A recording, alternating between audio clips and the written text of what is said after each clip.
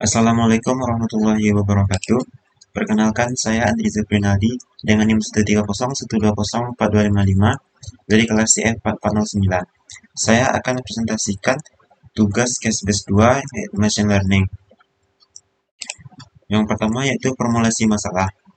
Diberikan sebuah dataset dari pengukuran harian sensor di instalasi pengolahan air limbah perkotaan yang terdiri dari 38 fitur. Tugas yang diberikan adalah membuat clustering dari dataset tersebut untuk mengelompokkan keadaan operasional pembangkit untuk memprediksi kesalahan melalui variabel keadaan pembangkit pada setiap tahapan proses perawatan. Nah, kemudian saya melakukan data preprocessing, yaitu yang pertama yaitu mengimpor data dan melihat data. Seperti yang terlihat pada gambar, dataset berhasil diimpor dan ditampilkan. Hal ini dilakukan agar memastikan dataset yang kita impor sudah benar. Kemudian, kita melihat ringkasan data. Langkah ini dilakukan untuk melihat banyaknya fitur, melihat tipe data dari tiap fitur, dan melihat banyaknya data pada fitur. Seperti yang terlihat pada gambar, dataset tersebut memiliki 38 atribut atau kolom, di mana 33 atribut bertipe data vault 64, 4 atribut bertipe data integer 64, dan 1 atribut klasifikasi objek. Seperti yang terlihat pada gambar, bahwa banyaknya data pada setiap fitur memiliki nilai yang berbeda. Oleh karena itu, bisa diketahui bahwa dataset tersebut ada beberapa fitur yang memiliki nilai 0 atau tidak ada nilainya. Selanjutnya yaitu saya melakukan menghapus kolom Q strip E. Hal ini dilakukan karena kolom Q strip E tidak akan digunakan dalam pengolahan data dan untuk modeling. Nah, selanjutnya saya itu menangani missing values. Yang pertama yaitu saya mengecek banyaknya missing values pada tiap atribut. Langkah ini dilakukan untuk mengetahui banyaknya nilai yang hilang pada tiap atribut.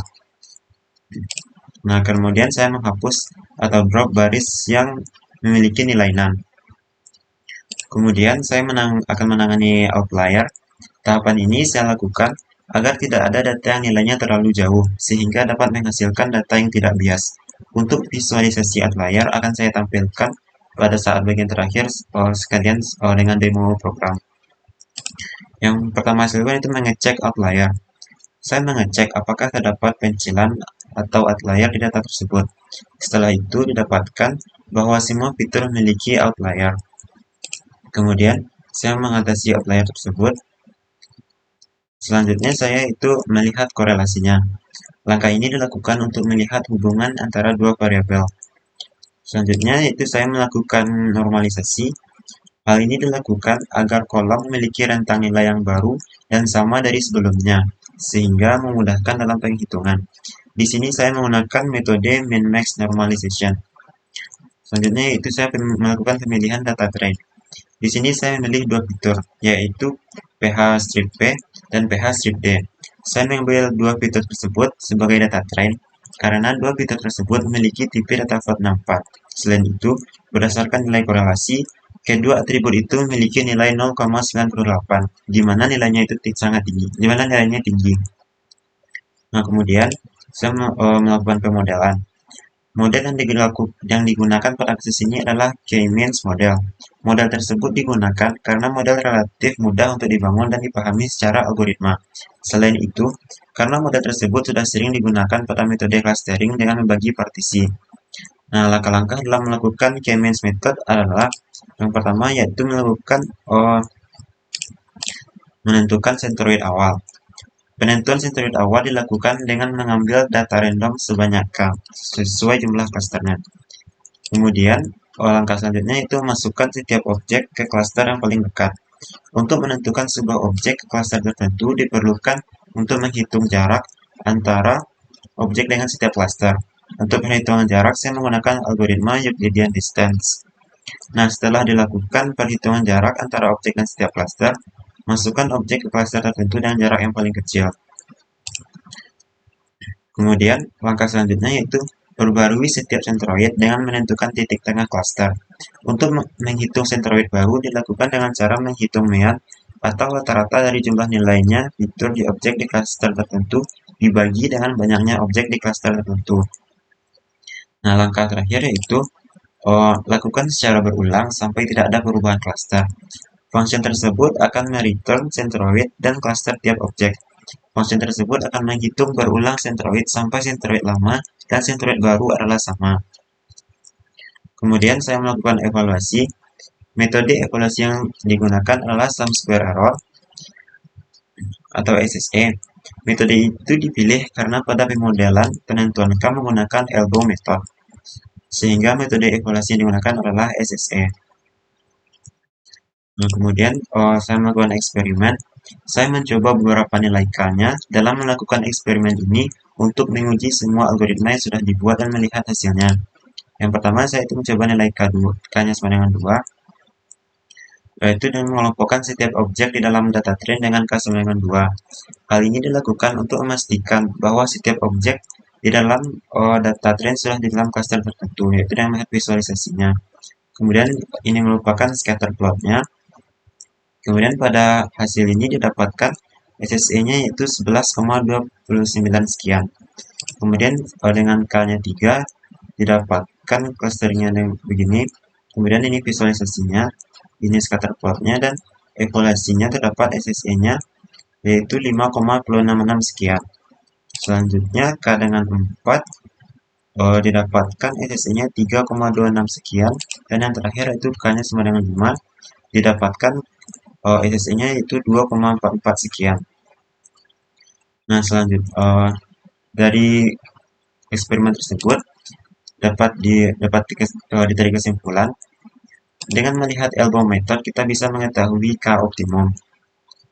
Nah, dari evaluasi tiap cluster yang sudah diuji coba, kita bisa mengetahui K terbaik dengan menghitung selisih SSE dari setiap data. Nah, pada cluster 2 tidak ada selisihnya dengan data sebelumnya. Dan cluster ketiga kita mendapatkan selisihnya yaitu 5,62. Pada cluster 4, selisih dari data cluster sebelumnya itu 2,4 sekian. Dan selisih dari data cluster 4 ke 5 yaitu 0,82. Nah, selanjutnya saya akan mendemokan program yang telah dibuat.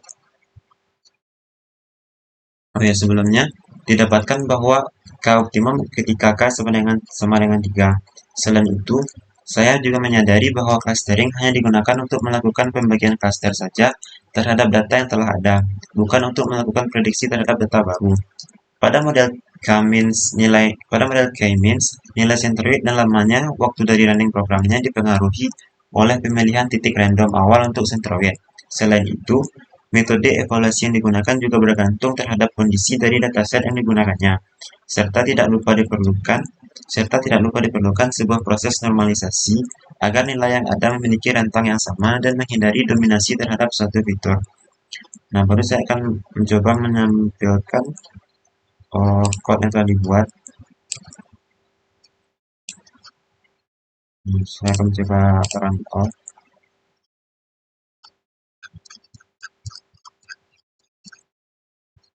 Ini merupakan datanya.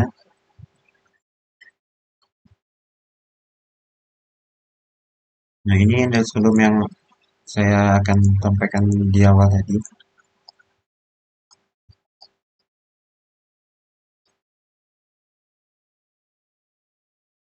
Untuk outliernya.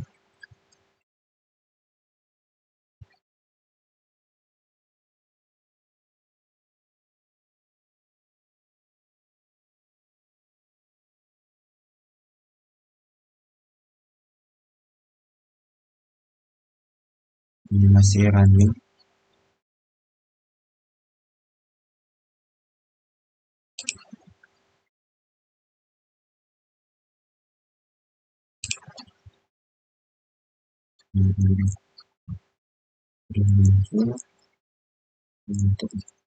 Selanjutnya saya akan memperlihatkan laporannya. Ini laporan yang telah saya buat.